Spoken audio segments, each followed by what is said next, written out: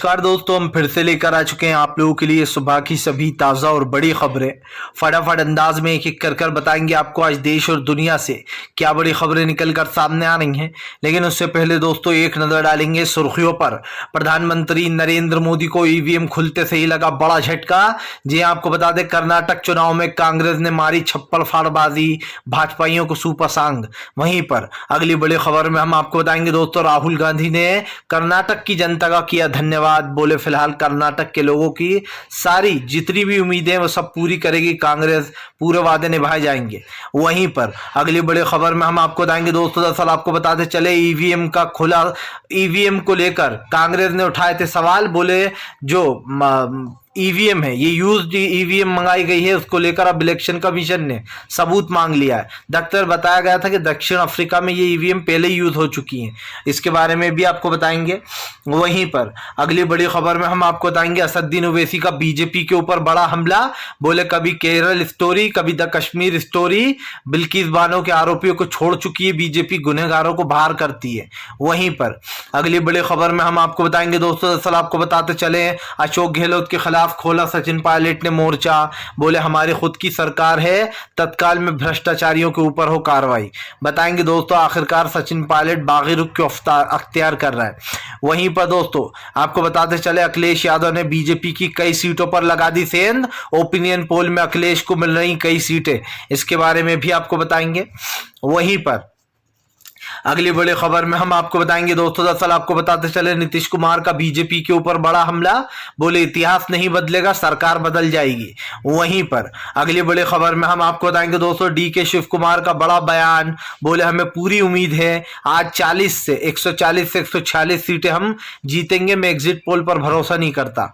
वहीं पर अगली बड़ी खबर में हम आपको बताएंगे दोस्तों, आपको बताते चले मल्लिकार्जुन खड़गे के बेटे प्रियंक खड़गे का बड़ा दावा। बोले फिलहाल हम अपने दम पर सरकार बनाने जा रहे हैं। आपको बता दोस्तों, आज दरअसल ईवीएम खुलने वाली हैं और बस कुछ ही देर में पता चल ही जाएगा कि कितनी सीटें कांग्रेस को मिली हैं। वहीं पर अगली बड़ी खबर में हम आपको बताएंगे दोस्तों, दरअसल आपको बता दें ब्रिजभूषण की गिरफ्तारी अब तक नहीं, भड़की महिला पहलवान। तो सारी खबरें फटाफट अंदाज में देंगे, एक एक कर देंगे। फिलहाल खैर चलिए बढ़ते हैं सबसे पहली और सबसे बड़ी खबर की ओर। दरअसल दोस्तों आपको बताते चले, ईवीएम खुलने से पहले ही राहुल गांधी ने किया कर्नाटक की जनता का धन्यवाद। आपको बताते चले दोस्तों, आज ईवीएम खुलते से ही पिटारा खुल जाएगा और पता चल जाएगा किसको कितनी सीटें मिली हैं। आपको बताते चले, लेकिन उससे पहले ही राहुल गांधी ने जनता का धन्यवाद कर दिया। राहुल गांधी का कहना है कि जिस भ्रष्टाचार से कर्नाटक गुजर रहा था, उससे हमें उम्मीद है कि लोगों ने दिल खोलकर वोट दिया है हमें। आपको बता दोस्तों, दरअसल एग्जिट पोल में और खास करके वोटिंग प्रतिशत से अलग ही पता चल जाता है कि किसको कितनी सीटें मिल रही हैं। ये तो सिर्फ एक प्रक्रिया है कि बस कितनी मिली है एग्जैक्ट। आपको पता ही है कि गुजरात का एग्जिट पोल हुआ था, उसमें पता चल गया था कि बीजेपी को छप्पड़ फाड़ सीटें मिल रही हैं। यही कारण है दोस्तों, जब कर्नाटक में साफ दिखाई दे रही है कि राहुल गांधी ने बीजेपी से बदला ले लिया। और यही नहीं दोस्तों, प्रियंका गांधी, राहुल गांधी ने, खास करके राहुल गांधी ने भारत जोड़ो यात्रा से पहले ही कर्नाटक में शुरुआत कर दी थी प्रचार की। यही कारण है जो अब की बार कांग्रेस की जमकर तारीफ हुई। लोगों ने कहा कि बीजेपी इस बार बैक फुट पर दिखाई दी तो कांग्रेस फ्रंट फुट पर। मतलब कांग्रेस ने दोस्तों, आप समझिए, मुद्दे पहले से तय कर लिए थे। उन्हें पता था कि इन मुद्दों पर चुनाव लड़ना है, कैसे प्रचार करना है, कैसे जो बूथों को मजबूत रखना है। ये सारी चीजें अब की बार कांग्रेस में दिखाई दी। हमें हिमाचल जैसे ही कांग्रेस जीती थी, उसके बाद एक चीज पता चल गई थी कि कांग्रेस ने अब उस रणनीति को अपना लिया जिसके बल पर चुनाव जीता जाता है। देखिए दोस्तों, आप कितनी मेहनत कर ले, लेकिन एक तो आपका प्रचार पहले से होना चाहिए और आपके जो बूथ जो होते हैं उन बूथों पर कड़ी निगरानी और मजबूत होना चाहिए। यही कारण है जो अब की बार कांग्रेस ने इन चीजों पर ध्यान दिया था। और हमने देखा कि प्रियंका गांधी और राहुल गांधी ने तमाम दोस्तों वो सारी रंजिशों को पूरा कर दिया जो हर बार लोग कहते थे कि ये लोग चुनाव के वक्त ही उठ के आते हैं बस प्रचार करने के लिए। अब की बार कांग्रेस ने लोगों के मुंह बंद कर दिए थे और यही कारण है जो राहुल गांधी खुशी से गदगद है। साफ दिखाई दे रहा है कांग्रेस अपने दम पर सरकार बनाने जा रही है। चलिए बढ़ते हैं एक और अगली बिग ब्रेकिंग की तरफ। बता दोस्तों अगली जो बड़ी खबर निकल कर आ रही है, आपको बताते चले दोस्तों, ईवीएम खुलने से पहले ही आपको बताते चले डीके शिव कुमार का बड़ा बयान। बोले मैं सर्वे पर नहीं करता विश्वास, मुझे पूरा विश्वास है 146 से 140 सीट जीतेगी कांग्रेस। आपको बता दें डीके शिव कुमार का बड़ा बयान निकलकर सामने आया है। उनका कहना है कि लगभग हम 140 से 142 सीटें जीतेंगे ही जीतेंगे और हम अपने दम पर सरकार बनाएंगे। एग्जिट पोल को मैं नहीं मानता। आपको बता दें दरअसल एग्जिट पोल में दोस्तों कांग्रेस को 130 या फिर 132 सीटें बताई जा रही हैं या 120, लेकिन डीके शिव कुमार का कहना है कि ये कम बताई जा रही हैं, हम इससे भी ज्यादा सीटें जीत रहा है। डीके शिव कुमार का कहना है और उनकी थ्योरी कहती है कि वो लगभग 146 सीट के आसपास जीत रहा है।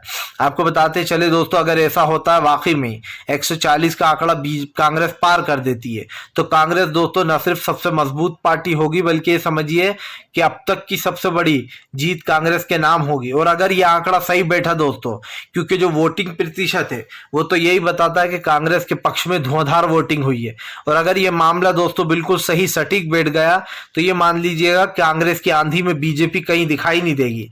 क्योंकि जैसे कि मैंने कहा कि आज जो है ईवीएम खुलेगी, 13 तारीख को गिनती होना है। वैसे पहले ही दोस्तों घमासान मच गया है क्योंकि डीके शिव कुमार का ये बयान कि वो लगभग 142 सीटें जीत रहा है, इससे ही बीजेपी में समझिए टेंशन मच गई। क्योंकि दोस्तों एक अच्छा खासा आंकड़ा माना जाता है ये, और अगर इस आंकड़े को कांग्रेस छू गई दोस्तों, यकीन मानिए कांग्रेस एक बहुत ही मजबूत पार्टी बनकर यहाँ पर उभर रही है, क्योंकि उसके आसपास फिर कोई फटक नहीं पाएगा। जैसे कि राहुल गांधी ने भी कहा था कि अब की बार इतने वोट देना ताकि ये लोग हमारे एमएलए खरीद ही नहीं पाए, क्योंकि वरना आप कम दोगे तो ये फिर से सरकार चोरी करने की कोशिश करेंगे। चलिए बढ़ते हैं एक और अगली बिग ब्रेकिंग की तरफ। बता दोस्तों अगली जो बड़ी खबर निकल कर आ रही है, ममता बनर्जी का मोदी सरकार के ऊपर बड़ा हमला, बोले देश हिटलर की राह पर जा रहा है। दरअसल दोस्तों आपको बताते चले प्रधानमंत्री नरेंद्र मोदी के ऊपर एक बार फिर से ममता बनर्जी ने भड़ास निकाली है। उनका कहना है कि देश हिटलर की राह पर जा रहा है। दरअसल आपको बताते चले बीजेपी के कारनामे और द केरल स्टोरी जैसी फिल्मों को प्रमोट करने पर ममता बनर्जी भड़क गई हैं। उनका कहना है कि अगर किसी चीज पर बैन लगाया जाता है तो वो राज्य की शांति के लिए किया जाता है, देश की शांति के लिए किया जाता है। ममता बनर्जी ने कहा कि एक फिल्म के जरिए नफरत को नहीं फैलने देंगे। इस फिल्म को हमने बैन करके बिल्कुल सही किया है। बीजेपी के लोग देश को जानबूझ के हिटलर की राह पर ले जाना चाहते हैं, वो अपने मन मुताबिक काम करना चाहते हैं। दरअसल दोस्तों मेन बात जो ममता बनर्जी ने बोली है, वो जो कल के 2 फैसले आए थे उन चीज़ों को लेकर बीजेपी पर निशाना साधा है।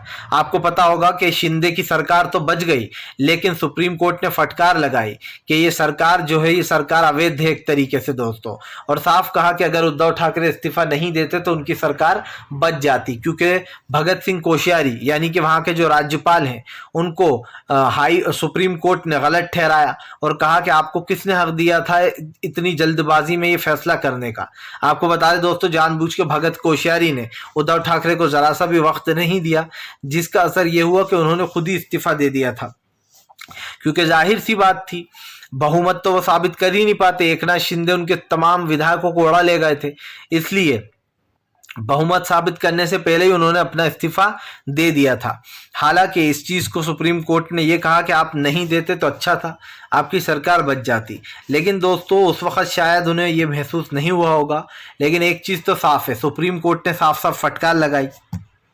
यही नहीं दोस्तों, कल एक और फैसला आया। वो फैसला था दोस्तों आम आदमी पार्टी का कि दिल्ली के एलजी तमाम सरकारी अफसरों पर अपना कब्जा जमाए हुए थे, अपने तरीके से उनको कंट्रोल कर रहे थे। यही नहीं, तमाम जितनी भी पावर्स होती हैं एक सीएम की, वो धीरे धीरे कर कर दिल्ली के एलजी जो सक्सेना है दोस्तों, उन्होंने अरविंद केजरीवाल से छीन ली थी। लेकिन कल सुप्रीम कोर्ट ने फैसला सुनाते हुए कहा कि दिल्ली सरकार का ही अफसरों पर वो रहेगा कब्जा, क्योंकि जाहिर सी बात है जिसकी सरकार है दोस्तों उसके पास ही सारी पावर रहती है।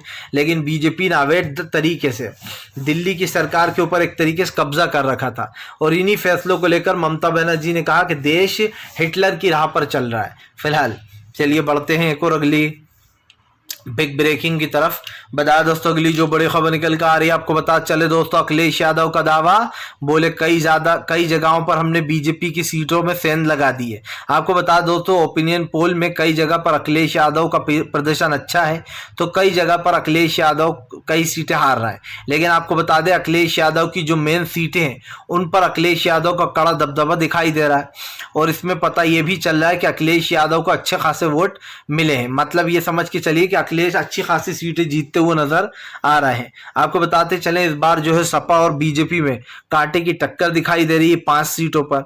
ये वो 5 सीटें हैं दोस्तों जिनको बीजेपी हासिल करने की कोशिश कर रही थी। हालांकि हम आपको बताते चलें, अखिलेश यादव का प्रदर्शन काफी अच्छा दिखाई दिया इन उपचुनावों में। लेकिन अब दोस्तों देखना ये होगा कि क्या ये ओपिनियन पोल आंकड़ों में तब्दील होंगे। आपको बताते चले, मायावती ने जिस प्रत्याशी को खड़ा किया था उसको भी उस बीजेपी का प्रत्याशी उनके सामने हार गया है। बताया जा रहा है एक सीट पर मायावती जीतती हुई नजर आ रही है, जो जिस सीट का जिक्र हो रहा था, जहां पर बीजेपी ने अपने 3 मुस्लिम प्रत्याशियों को उतारा था, लेकिन उन तीनों का ही जादू नहीं चला है। आपको बताते चले दोस्तों, यहाँ पर अखिलेश यादव ने पहले ही कहा था कि वो कई जगहों पर बीजेपी की पार्टी में सेंध लगाएंगे सीटों पर। लेकिन अब देखना यह है कि अखिलेश यादव की मेहनत और आजम खान का भाषण कितना रंग लाता है, क्योंकि आपको बताते चले अब की बार आजम खान ने खुलकर स्पीच दी है। उन्होंने कभी इंदिरा गांधी के बहाने तो कभी राजीव गांधी के बहाने बार बार योगी को घेरा है, तो कभी अतीक और अशरफ का मुद्दा उठाकर भी जमकर उन पर बरसे हैं। जाहिर सी बात है दोस्तों, 2 लोगों को मार दिया गया ना, लोग उन्हें भूल गए। जाहिर सी बात है, देश में किसी चीज को याद तो रखा नहीं जाता है, लेकिन देश हमेशा ये याद रखेगा कि इस सरकार के अंदर इनकाउंटर एक मजाक बन चुका है। फिलहाल चलिए बढ़ते हैं एक और अगली बिग ब्रेकिंग की तरफ। बता दोस्तों, अगली जो बड़ी खबर निकल कर आ रही है आपको बताते चले दोस्तों, मल्लिकार्जुन खड़गे के बेटे प्रियांक खड़गे का बड़ा दावा, बोले कांग्रेस अपने दम पर बनाएगी सरकार, लगभग 120 सीटें जीत रहे हैं। आपको बताते चले दोस्तों, डीके शिव कुमार का कहना है कि वो 146 से 42 सीटें जीतेंगे। वहीं प्रियांक खड़गे ने कहा कि अगर ज्यादा आंकड़ा पार नहीं होता तो कम से कम 120 सीटें हम अपने दम पर जीतकर अपनी सरकार खुद बनाएंगे, किसी की जरूरत नहीं पड़ेगी। हालांकि दोस्तों बाद में उन्हें मिला जरूर लिया जाता है, क्योंकि इससे पार्टी मजबूत हो जाती है। लेकिन आपको बता दें, कांग्रेस को किसी की जरूरत नहीं पड़ेगी, उसका दावा है कि वो अपने दम पर सरकार बना रही है। वैसे ही बस अब थोड़ा ही टाइम बचा है दोस्तों, मुझे लगता है 10, 11, 12 बजे तक पूरा रिजल्ट सामने आ जाएगा किसको कितनी सीटें मिली हैं। लेकिन उससे पहले ही कांग्रेस ने अपनी सरकार बनाने की तैयारी शुरू कर दी है। आपको बताते चले, कांग्रेस के ऑफिस में जश्न का माहौल दिखाई दे रहा है, सबने सारी तैयारियां शुरू कर दी हैं जश्न मनाने की। जाहिर सी बात है, कांग्रेस ने कहा था कि वो कर्नाटक में वापसी करेगी। ऐसा दोस्तों पहली बार हुआ है कि सरकार ने दोबारा चांस मारा, क्योंकि पिछली बार भी कांग्रेस की सरकार थी, लेकिन बीजेपी ने सरकार को गिरा दिया। हालांकि फिर से कांग्रेस ने अब अपनी सरकार को हासिल कर लिया है, और कांग्रेस दोस्तों कहीं ना कहीं फिर सरकार बनाने जा रही है। तो विश्वराज बॉम्बई बौखलाए हुए, वो कह रहा है कि भैया डीके शिव कुमार को खुश रहने दो कुछ देर तक, वो तो पता चल ही जाएगा कौन खुश रहेगा और कौन खुश नहीं रहेगा। चलिए बढ़ते हैं एक और अगली बिग ब्रेकिंग की तरफ। बता दोस्तों, अगली जो बड़ी खबर निकल कर आ रही है आपको बताते चले दोस्तों, द केरल स्टोरी के ऊपर भड़के शत्रुघ्न सिन्हा, बोले अगर राज्य में शांति बनाए रखने के लिए अगर किसी फिल्म को बैन करना होगा तो जरूर करेंगे। दरअसल दोस्तों आपको बता दें, शॉटगन शत्रुघ्न सिन्हा ने बीजेपी को घेर लिया है। उनका कहना है द केरल स्टोरी राज्य की शांति के लिए खतरा बन सकती है, इसीलिए इस फिल्म को हमने बैन किया है। शत्रुघ्न सिन्हा का कहना है, जैसे व्यक्तिगत आज़ादी होती है लोगों की, वैसे ही सरकार के पास भी फैसला होता है फैसला लेने के लिए। आपको बता दें, शत्रुघ्न सिन्हा ने कहा कि इस जैसी फिल्मों को बैन होना चाहिए, ये देश के लिए खतरा बनती चली जा रही हैं। ऐसी फिल्में जो किसी एक समुदाय को गलत बताएं या फिर किसी एक समुदाय को गलत बताने में जुटी रहें, उन चीज़ों पर बैन लगना चाहिए। शत्रुघ्न सिन्हा ने कहा कि हम इस चीज़ को सपोर्ट नहीं करेंगे और न द केरल स्टोरी जैसी फिल्मों को आगे बढ़ावा देंगे। जाहिर सी बात है दोस्तों, द केरल स्टोरी हर किसी को खल रही है, लेकिन दोस्तों सबसे बड़ी बात यह है कि द केरल स्टोरी जैसी फिल्में बनाने वालों के ऊपर बैन क्यों नहीं लगता है। आप समझिए, इस फिल्म का रियल स्टोरी से कुछ लेना देना ही नहीं है। ना सीबीआई ना कोई और सी जांच एजेंसियों ने ये कभी कहा कि हाँ इतने लोग मिसिंग है, ना रिपोर्ट दी। खुद जो है वहाँ के केरल के सीएम जो है उन्होंने बताया कि ये फिल्म एक प्रोपेगेंडा पर बनाई गई हुई है, जानबूझकर केरल की सरकार को बदनाम करने के लिए, ताकि मोदी वहाँ पर कुछ अपनी सीटें हासिल कर लें। लेकिन प्रधानमंत्री ये नहीं जानते कि जब बजरंग बली का मुद्दा काम नहीं आया तो ये मुद्दा भी काम नहीं आएगा। केरल के लोग पढ़े लिखे लोग हैं दोस्तों, उन्हें पता है कि उनके क्या राइट्स हैं, उन्हें क्या करना है और क्या नहीं करना है। बीजेपी कितनी कोशिश कर ले, लेकिन केरल के लोग बीजेपी को कभी वोट नहीं देते। जैसे कि मैंने आपको बताया कि वहाँ पर हिंदू मुसलमान के लिए कोई जगह ही नहीं है, वहाँ पर पढ़े लिखे लोग हैं और इस दकियानूसी बातों पर बिल्कुल भरोसा नहीं करते। इसीलिए आपको बता दें, द केरल स्टोरी को शत्रुघ्न सिन्हा ने फेक बताया। उनका कहना है इस स्टोरी का मेन केरल से, मतलब रियल केरल से कुछ लेना देना नहीं है। सरकार चाहे कुछ भी कहे दोस्तों, लेकिन केरल स्टोरी एक फेक स्टोरी पर बेस्ड फिल्म है। इसका कर्नाटक में भी कोई फायदा मिला नहीं बीजेपी को, इसलिए बीजेपी पीछे कदम हटा गई और कहने लगी कि अब मध्य प्रदेश में हम टैक्स फ्री नहीं करेंगे। सोचिए, इन्होंने सोचा हमारा घाटा हो रहा है। चलिए बढ़ते हैं एक और अगली बिग ब्रेकिंग की तरफ। बता दोस्तों, अगली जो बड़ी खबर निकल कर आ रही है आपको बताते चले दोस्तों, नीतीश कुमार का बीजेपी के ऊपर बड़ा हमला। बोले इतिहास नहीं बदलेगा, सरकार बदल जाएगी। आपको बताते चले दोस्तों, नीतीश कुमार ने फिर से बीजेपी को आड़े हाथ ले लिया है। नीतीश कुमार ने बीजेपी के ऊपर हमला बोलते हुए कहा कि जो लोग इतिहास बदलने की कोशिश कर रहे हैं वो इतिहास तो नहीं बदल पाएंगे, लेकिन सरकार जरूर बदल देंगे हम। आपको बता दें, नीतीश कुमार ने कहा कि अभी तो सिर्फ शुरुआत हुई है, अभी तो और भी लोगों से वो मुलाकात करेंगे और अभी आगे की जो रणनीति बनेगी वो मीडिया को जरूर बताएंगे। आपको बताते चले दोस्तों, अब मीडिया ये उड़ाने में लग गई कि नीतीश कुमार का थर्ड फ्रंट फेल होता जा रहा है, जबकि दोस्तों ऐसा कुछ है ही नहीं। नीतीश कुमार कोई थर्ड फ्रंट नहीं बना रहा है, वो सिर्फ तमाम विपक्षी पार्टियों को एकजुट कर रहे हैं। यही कारण है दोस्तों जो लगातार बीजेपी बौखलाई हुई है। बीजेपी नहीं चाहती कि नीतीश कुमार विपक्ष को एकजुट करें, क्योंकि बीजेपी ने इसका हाल कर्नाटक में तो देख ही लिया है दोस्तों कि कांग्रेस से उलझना बीजेपी कितना भारी पड़ा है।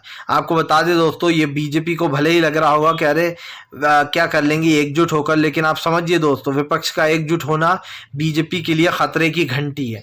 और इसलिए है दोस्तों क्योंकि सब जानते हैं कि पिछली बार जो विपक्ष को वोट मिला था वो बीजेपी से कई परसेंटेज ज़्यादा था। मतलब कि अगर विपक्ष का वोट एकजुट हो जाता है दोस्तों, तो अब की बार तो और भी ज़्यादा विपक्ष को वोट मिलेंगे, क्योंकि अब 10 साल हो चुके हैं मोदी सरकार को, लेकिन इस सरकार ने दोस्तों देश के लिए ना ही कुछ किया है। और सबसे बड़ी बात यह है कि जनता इस सरकार से अब परेशान आ चुकी है। 10 साल देने के बावजूद भी कोई विकास का काम नहीं हुआ। सीधे सीधे नीतीश कुमार ने कहा कि तमाम विपक्ष पार्टियों से बात चल रही है, उनकी और भी लोगों से बातचीत होना है और तमाम सब पार्टियां एकजुट होकर चुनाव लड़ेंगी। नीतीश कुमार ने यह भी कह दिया कि हम इतिहास बदलने नहीं देंगे, इतिहास तो वही रहेगा लेकिन सरकारें बदल जाएंगी। जाहिर सी बात है दोस्तों, जो लोग इतिहास बदलने की बात करते हैं, कहीं ऐसा ना हो कि जनता उन्हें ही बदल दे। और जब जनता उन्हें बदल देगी तो मतलब साफ हो जाएगा दोस्तों। जाहिर सी बात है, सरकार चाहे कुछ भी कहे, लेकिन एक चीज तो साफ है दोस्तों कि देश की जनता ऐसी लोगों को सत्ता में नहीं रहने देगी। चलिए बढ़ते हैं एक और अगली बिग ब्रेकिंग की तरफ। बता दोस्तों, अगली जो बड़ी खबर निकल कर आ रही है आपको बताते चले दोस्तों, भारतीय जनता पार्टी को लगा बड़ा झटका। जी हां, आपको बता दें, कांग्रेस ने खोला ईवीएम की पोल तो चुनाव आयोग ने भेज दिया नोटिस। दरअसल दोस्तों बताया जा रहा है कि जो कर्नाटक में जो ईवीएम यूज होने वाली थी वो दक्षिण अफ्रीका से मंगाई गई थी, और दक्षिण अफ्रीका में ये पहले ही यूज ईवीएम थी जिसको कर्नाटक में यूज किया जा रहा था। चुनाव से पहले 8 तारीख के दिन आपको बता दें, कांग्रेस ने, रणदीप सुरजेवाला ने एक चिट्ठी लिखी थी इलेक्शन कमीशन को और कहा था कि ये जो तमाम ईवीएम आई हुई हैं ये अफ्रीका की जो है यूज ईवीएम है, यूज्ड, यानी कि दोस्तों इस ईवीएम पे से पहले यूज कर चुके हैं और अब ईवीएम से फिर से चुनाव कराए जा रहे हैं हमारे कर्नाटक में।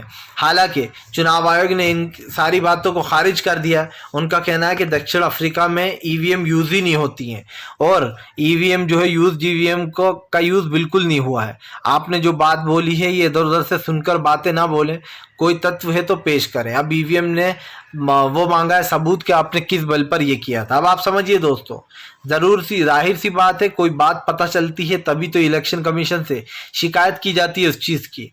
फिलहाल चलिए बढ़ते हैं एक और अगली बिग ब्रेकिंग की तरफ। बता दोस्तों अगली जो बड़ी खबर निकल कर आ रही है आपको बताते चले दोस्तों, भारतीय जनता पार्टी की लग गई नैया दोस्तों, डूब गई।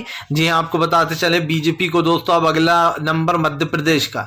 दरअसल आपको बताते चले अब प्रियंका गांधी और राहुल गांधी ने मध्य प्रदेश के लिए प्लान बना लिया है।